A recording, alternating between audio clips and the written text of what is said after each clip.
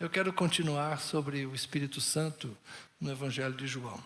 Há 15 dias atrás, eu trabalhei com vocês o capítulo 14, e alguém me mandou uma mensagem lá do Rio de Janeiro, falando assim: poxa, pastor, eu vi a pregação, e se o Espírito Santo não convence, como o senhor disse, tá bom, o senhor me convenceu.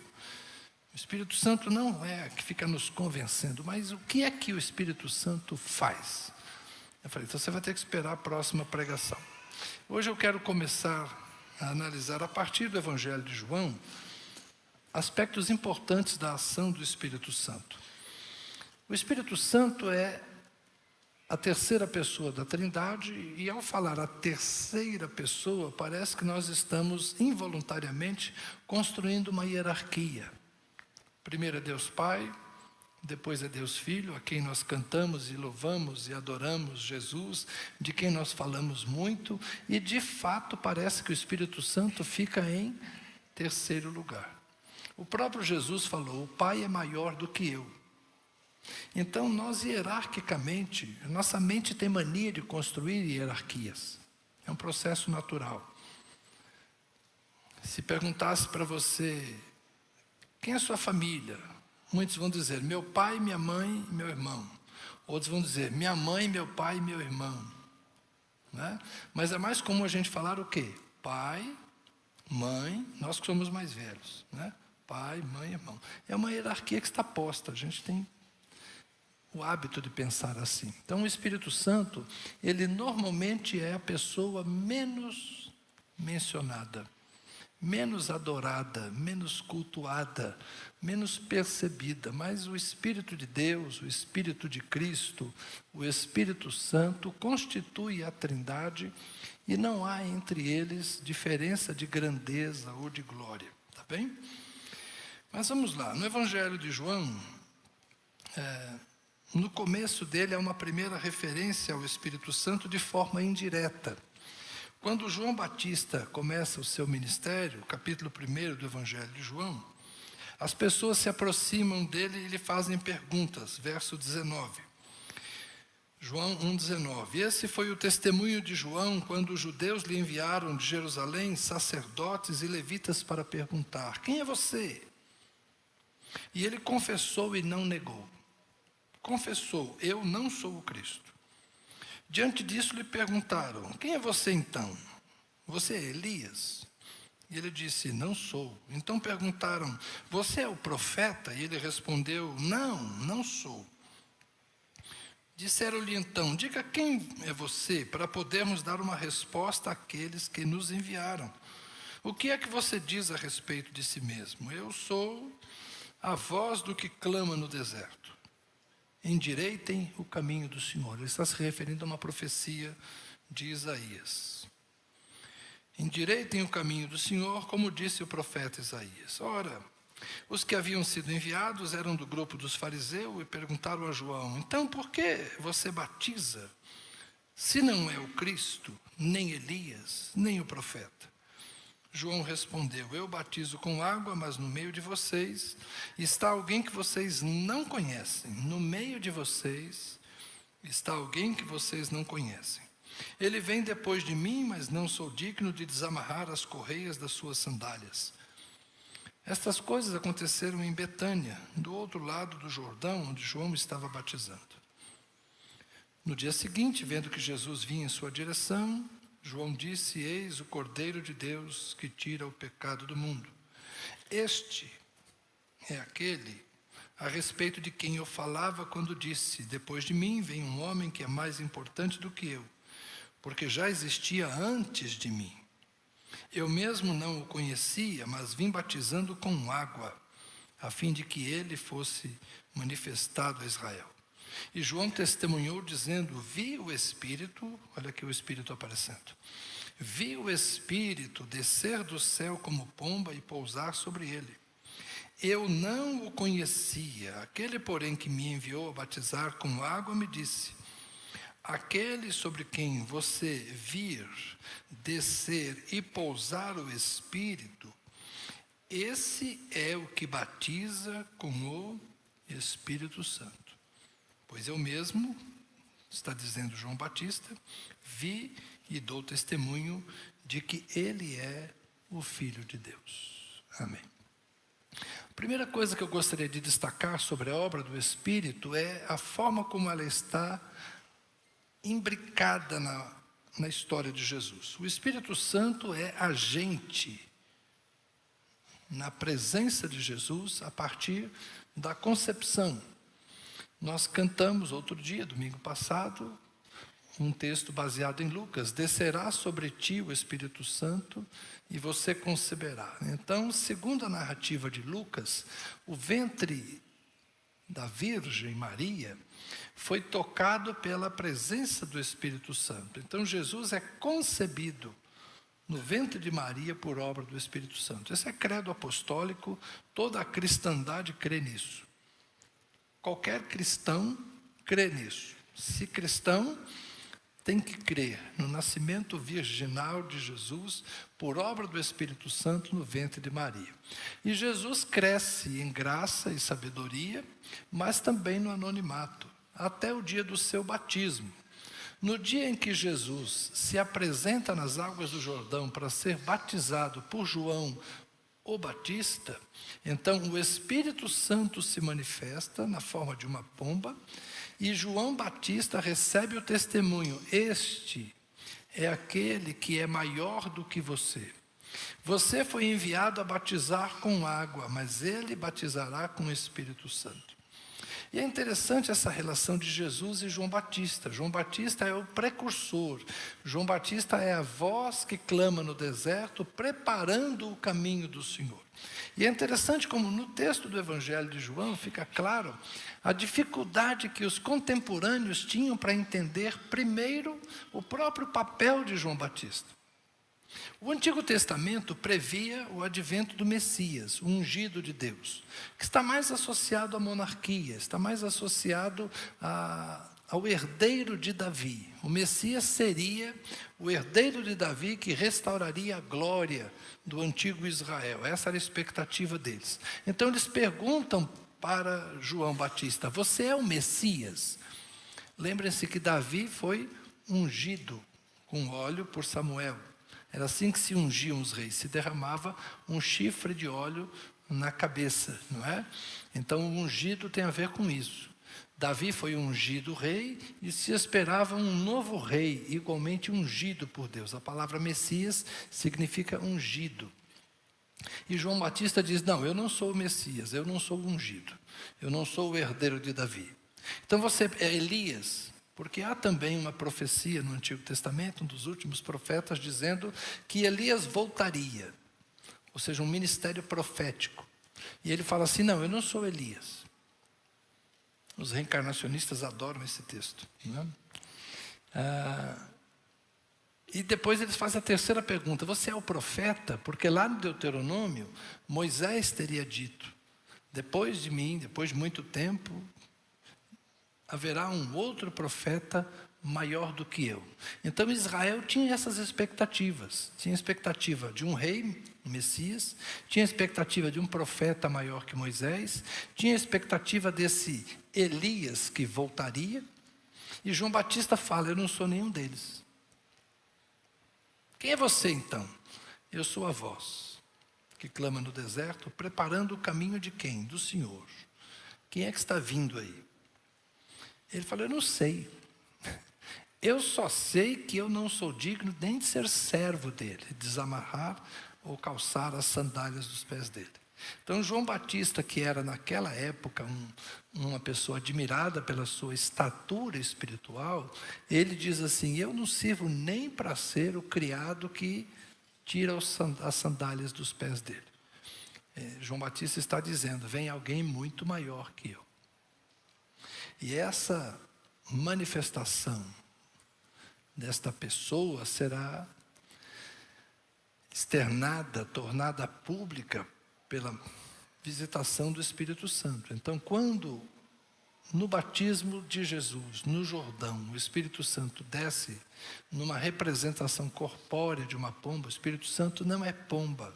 O Espírito Santo não é fogo, o Espírito Santo não é vento, o Espírito Santo não é água. Estas coisas são representações, analogias. O Espírito Santo é o Espírito Santo. Eu só sei isso. Mas ele se manifestou para dar testemunho de quem era Jesus. E João Batista vai então dizer: eu posso dizer, é ele, porque eu vi o Espírito Santo sobre ele. Então, a grande obra do Espírito Santo é trazer Jesus ao mundo. Olha que coisa maravilhosa. É o Espírito Santo que traz Jesus ao mundo. Ele gera no ventre de Maria Jesus. E é o Espírito Santo que anuncia Jesus no início do seu ministério. Anuncia a João Batista.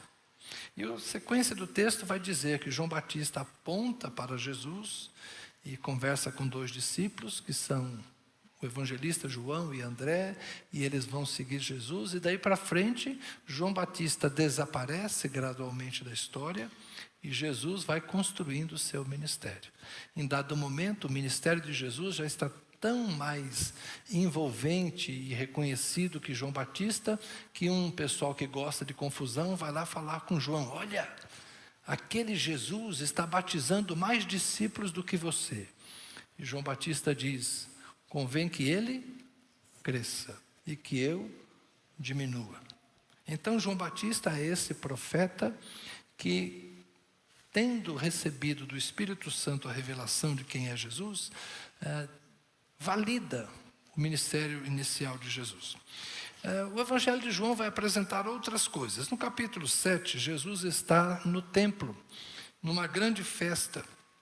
E o autor do Evangelho vai, mais uma vez, pontuar a presença do Espírito Santo no ministério de Jesus. As pessoas vão se acotovelando e tentando arrancar de Jesus uma declaração de quem ele é. No capítulo 7 do Evangelho, ele vai falar sobre, vai descrever essa presença de Jesus no templo e as pessoas querendo saber se ele é ou não o Cristo. Por fim, capítulo 7, verso 37 diz: no último dia, o grande dia da festa, Jesus se levantou e disse em voz alta: se alguém tem sede, venha a mim e beba. Quem crer em mim, como diz a Escritura, do seu interior fluirão rios de água viva. E olha o comentário que o autor do Evangelho agora faz. Isso ele disse a respeito do Espírito, que os que nele crescem haviam de receber, pois o Espírito até aquele momento não tinha sido dado, porque Jesus ainda não havia sido glorificado. Então observem que o Espírito Santo está junto com Jesus.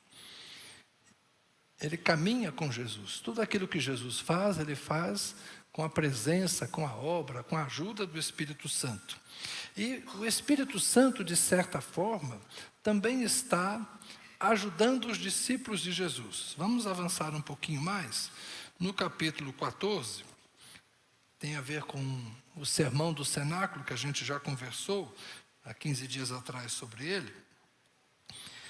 Capítulo 14, verso 15, Jesus diz assim: se vocês me amam, guardarão os meus mandamentos. Ele está celebrando a ceia, está junto com seus 12 discípulos, apenas eles.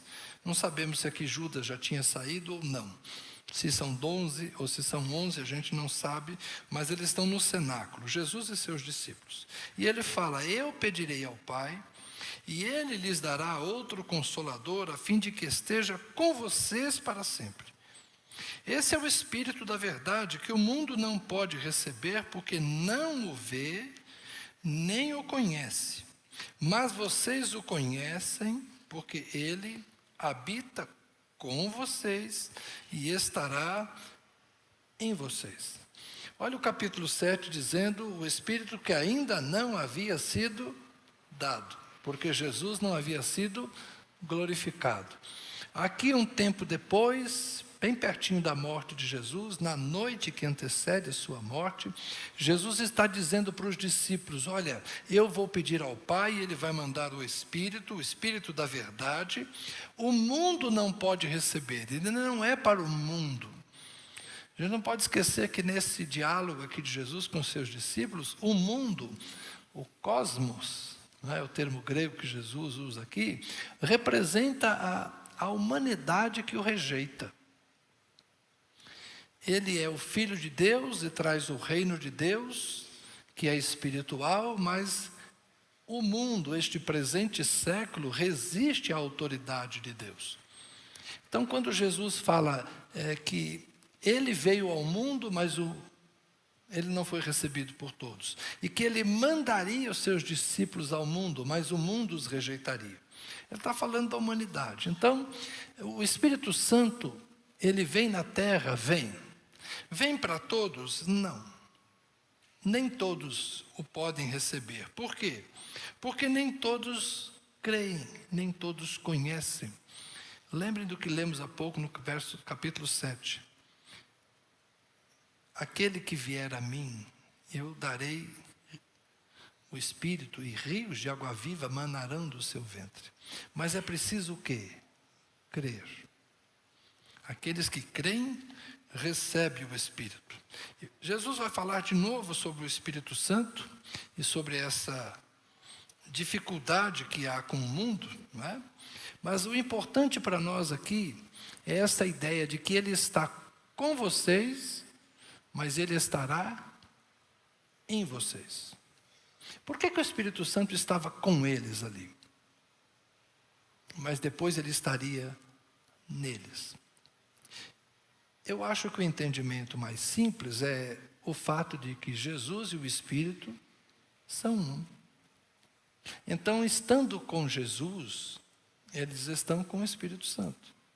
Lembra da frase de Filipe, mostra-nos o Pai? E a resposta de Jesus, quem me vê a mim, vê o Pai.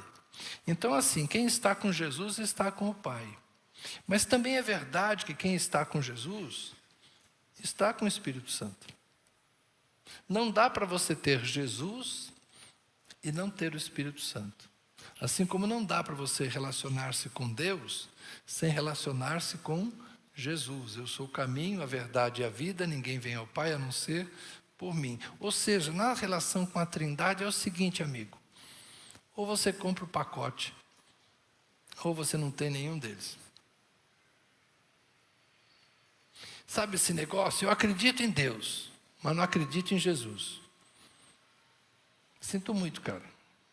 Então, o Deus que você acredita não é o Deus e Pai do Senhor Jesus Cristo. E é possível que esse Deus que você acredita não seja o Deus criador de todas as coisas.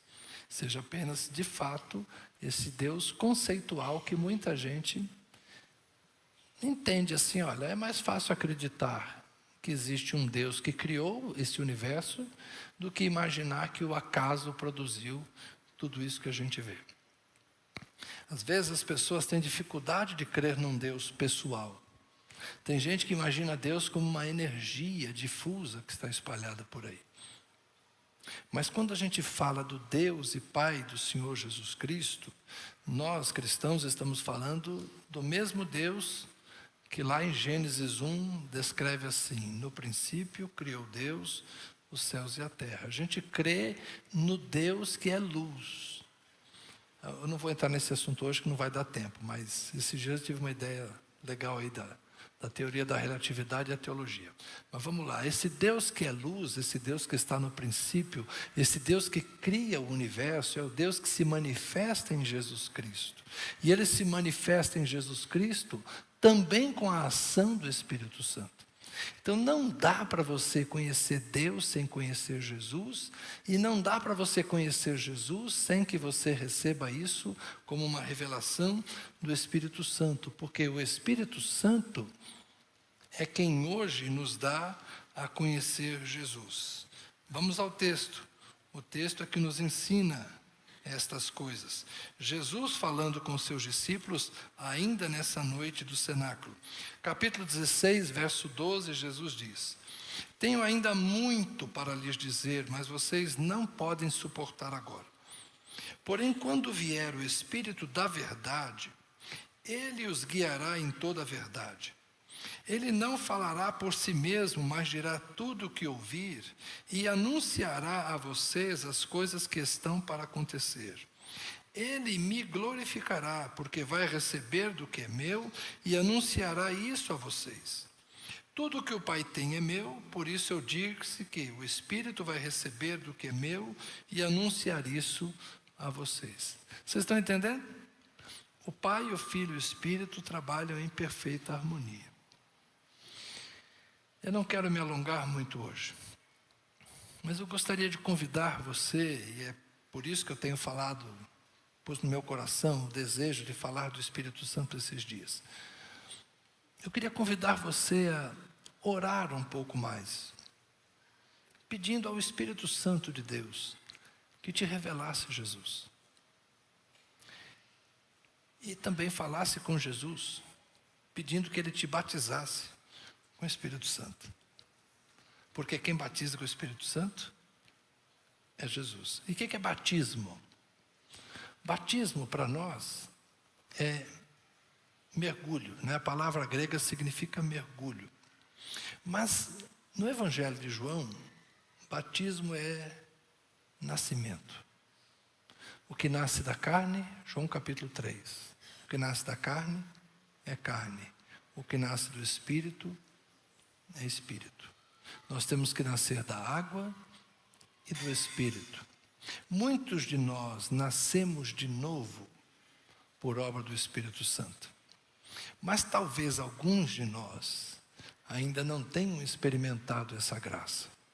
E é por isso que às vezes alguns sentem que Deus é alguma coisa um pouco distante. Talvez esse seja o motivo de que alguns de nós, quando oram, têm aquela sensação de não ter ninguém do outro lado ouvindo. Talvez alguns de nós tenham aquela sensação de que Jesus é um ideal tão distante, com quem ele não consegue nutrir a intimidade que parece que esses outros têm. Quando alguns de nós vêm aqui e adoram a Jesus e louvam a Jesus, alguém fica lá olhando assim, cara, eu queria sentir estas coisas, mas eu não consigo sentir. Para mim, Jesus não está tão perto. Sabe, é porque esta é uma questão espiritual. Não é aqui. É aqui. Tem a ver com revelação. E revelação tem a ver com fé. Tem que crer. Quem crê recebe a visitação do Espírito. E o Espírito revela o Filho. E o Filho te apresenta o Pai. E eles vêm fazer morada no seu coração. É uma experiência espiritual. É um novo nascimento. Eu nasci da carne, dia 8 de abril de 1963. Quarta-feira é meu aniversário. Tem bolo. Aqui na igreja. Vai ter um culto surpresa para mim, quarta-feira. Bota o slide aí, pessoal, ver. Culto surpresa para mim, quarta-feira. Mas eu nasci do Espírito aos 12 anos de idade. Eu vou fazer 63 anos de corpo. Mas de novo nascimento, a minha experiência, o meu primeiro impacto de conversão, de quebrantamento, eu tinha 12 anos de idade. Esse para mim é o marco. Eu não fui daqueles que aceitaram Jesus porque eu vim do pecado. Não, eu não tive essa experiência. Eu fui menino criado na igreja desde os 7 anos. Mas eu tive a minha experiência com Jesus. E eu até hoje lembro o lugar que eu estava. De vez em quando eu falo. Na sala da Dona Mariquinha, pertinho da nossa casa, ajoelhado num sofá de curvim verde abacate, só naquela época para ter um sofá verde. Mas foi ali que o Espírito Santo me tomou. E a partir dali eu entendi quem era Jesus. E a partir daquele momento, apesar de ser uma criança entrando na adolescência, a minha vida foi se diferenciando dos outros adolescentes. E aos 18 anos eu tive a minha experiência pessoal de chamado ao pastorado. Deus falou comigo. E depois, Deus foi confirmando e as coisas foram acontecendo. Eu sei que talvez você se pergunte, o Zé é especial, o Zé é diferente, por isso que o Zé é pastor. Não. Muita gente aqui teve experiências místicas maiores do que as minhas. Eu sou pastor porque é o dom natural que Deus me deu. Mas o novo nascimento e a experiência com o Espírito Santo, ela não é para pastores. Tira o slide que agora está atrapalhando. A experiência com o Espírito Santo não é para pastores. A experiência com o Espírito Santo é para todo aquele que crer. Eu me tornei pastor na minha jornada com o Espírito Santo. Foi o dom que Deus me deu. E vocês reconhecem minha vocação e meu chamado. Eu só sou pastor porque há uma igreja que me permite pastorear. Mas antes de ser pastor, eu sou um crente nascido de novo. E é isso que todos nós devemos ser. Nascer de novo, por obra do Espírito Santo. Então, finalizo dizendo que a primeira grande obra do Espírito Santo é fazer nascer no ventre de Maria Jesus, mas também fazer nascer Jesus no coração de cada um de nós. Se você tem Jesus no coração, você tem o Espírito. Se você tem o Espírito e você tem Jesus, você é um templo de Deus. Você é um filho de Deus. Você é um servo de Deus. Se você não tem nada disso ainda, que tal abrir seu coração e convidá-los a fazer morada em você? Vamos orar? Pessoal da música, eu combinei com eles que eu ia orar e as crianças vão cantar, mas eu estou afim daquele rockão de novo lá do... E agora quem dizem que tu és um roqueiro, um guitarrista qualquer. Que música boa, né? Tá todo mundo aí? Hoje tá, né? Hoje não fugiu ninguém, glória a Deus. Vamos cantar essa de novo, tá bom? Mas antes a gente vai orar. Durante a música ele sobe. Curva sua fronte. Aliás, alguém aqui hoje quer dizer assim: eu preciso que orem por mim, porque eu estou precisando conhecer Jesus de uma forma mais íntima. Eu sou daqueles que estou precisando conhecer Jesus desse jeito. Se você é dessas pessoas, manda um zap, me liga aí, a gente conversa, vamos nos encontrar. Tem outros aqui que podem te ajudar também. A gente quer trazer você para perto de Jesus, tá bom? Vamos orar. Senhor, o Espírito Santo de Deus está nos nossos corações. Ele foi enviado por Deus para revelar a Cristo. Estava entre nós, mas agora Ele está em nós. Jesus, nós te glorificamos porque te conhecemos também. Não como personagem de um livro chamado Evangelho. Não como alguém descrito por uma coleção de livros chamado Bíblia. Nós te conhecemos porque sabemos quem tu és. O Senhor nos foi revelado por meio do Espírito de Cristo que habita em nós. Tu não és tangível, Senhor. As nossas mãos hoje não podem te apalpar, nossos olhos não te veem, nossos ouvidos não te ouvem, mas a tua palavra é tão viva. E ela está em nós como palavra viva. E nós sentimos o Senhor no nosso intelecto, na nossa vida e até mesmo no nosso corpo. Somos envolvidos pela tua presença, Senhor. Tudo que temos, tudo que somos é alcançado pela graça de Jesus Cristo. Esse Cristo encarnado, esse Cristo vivo, esse Cristo poderoso, esse Cristo que é uma incógnita para o mundo. O mundo não te conhece, Senhor, mas nós te conhecemos. E não porque somos melhores, porque também viemos deste mesmo mundo de cegueira e ignorância. Mas fomos trazidos para a luz, fomos abençoados com a revelação graciosa. E fomos alcançados pelo teu amor. E que hoje, Senhor, nós possamos saber responder quem tu és para nós. Espírito Santo de Deus, conheces cada um que está aqui essa noite. E até mesmo estas crianças que vão louvar daqui a alguns instantes. Nossa oração, Espírito Santo, é para que visites cada um e revele a Cristo de uma forma viva e poderosa nessa noite. Amém.